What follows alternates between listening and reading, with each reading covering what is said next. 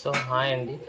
ఈ పొద్దుతే మా ఇంట్లో వేడి వేడి అన్నం పొగలు కక్కుతానే చూడండి. అన్నం తమ్మకాయ మటన్ వేసి కర్రీ అండి. నూనె అయితే ఇట్లా రావాలండి కర్రీ పైన.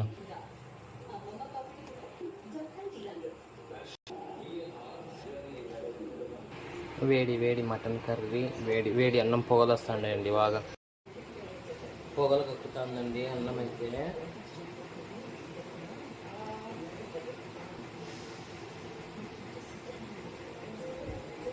టేస్ట్ అయితే భలే బాగుందండి ఇంతకి.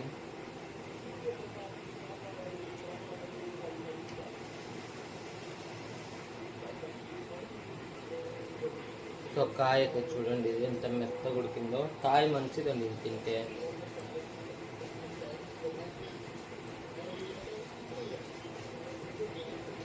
మటన్ చూడండి ఎంత మెత్తగా ఉడికిందో.